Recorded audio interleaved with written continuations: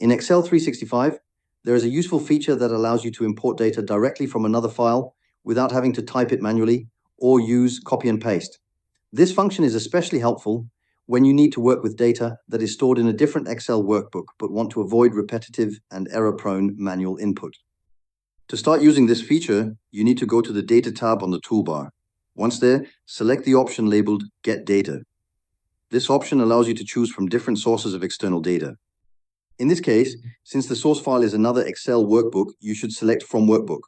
A dialog box will then open, allowing you to browse your computer and select the Excel file that contains the data you want to bring into your current spreadsheet.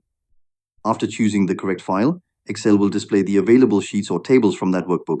At this point, you can choose the specific sheet that holds the data you need.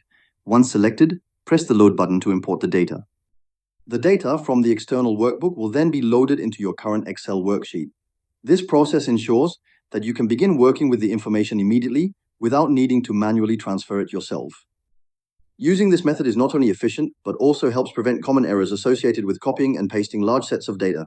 It is a practical solution for anyone managing information spread across multiple files and looking to streamline their workflow using Excel 365.